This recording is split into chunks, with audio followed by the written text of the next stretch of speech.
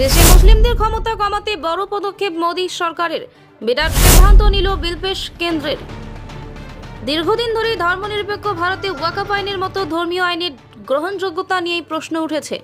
মজার বিষয় হলো, মুসলিম প্রধান অনেক দেশেই অস্তিত্ব নেই। তুরস্ক, লিবিয়া, মিশর, সুদান, লেবানন, সিরিয়া, এমনকি ইরাকের মতো মুসলিম দেশগুলোতেও ওয়াকফ বোর্ড বা ওয়াকফ আইন নেই। এবার ওয়াকফ বোর্ডের জমি দখলের অন্তহীন ক্ষমতা রুখতে উদ্যোগী হলো মোদী সরকার। কারণ ভারতবর্ষে শুধু ওয়াকফ বোর্ডের অস্তিত্বই নয়, বছরের পর বছর ধরে তাদের ক্ষমতা এবং কার্যত মর্জিমাফিক জমি অধিগ্রহণের পরিমাণ বেড়েই চলেছে। সপ্তাহের শুরুতে এই সংক্রান্ত নতুন বিল সংসদে পেশ করা হতে পারে, যার ফলে ওয়াকফ বোর্ডে দখল করে নেওয়ার অগণতি সম্পত্তির মালিকদের আবারও জমি ফেরত পাওয়ার একটা আশা দেখা দিয়েছে।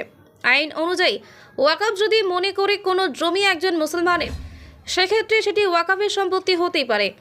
এক্ষেত্রে জমি অধিকারের জন্য শুধু ওয়াকফেরই এই মনে করাটা যথেষ্ট। কোনো তথ্য প্রমাণ বা নথির প্রয়োজন হয় না। কিন্তু জমির মালিক ওয়াকফকে চ্যালেঞ্জ করে আদালতে যেতে পারবে না। এই সংক্রান্ত মামলা নিষ্পত্তিকরণের জন্য বিশেষ ওয়াকফ ট্রাইব্যুনাল আদালতেই আপিল করতে হবে। বেশিরভাগ ক্ষেত্রে দেখা গিয়েছে এইসব মামলার রায় ওয়াকফ বোর্ডের পক্ষে গিয়েছে। ওয়াকফের দখলে থাকা জমির পরিমাণ হিসেব করলে অর্ধেক পাঞ্জাবেরও বেশি আয়তনের জমি তাদের দখলেই রয়েছে। 2024 সাল অবধি প্রায় 9 লক্ষ একরেরও বেশি জমি দখলে এসেছে ওয়াকফ বোর্ডের। আর এর পেছনে রয়েছে 1954 সালে সংসদে পাস হওয়া ওয়াকফ আইন।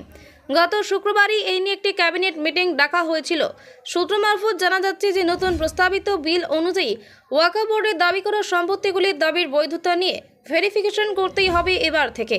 এমনকি অতীতে যে সমস্ত সম্পত্তিগুলি নিয়ে জটিলতা সৃষ্টি হয়েছে, সেগুলিও এই ভেরিফিকেশন প্রক্রিয়ার মধ্যে আসবে বলেই মনে করা হচ্ছে।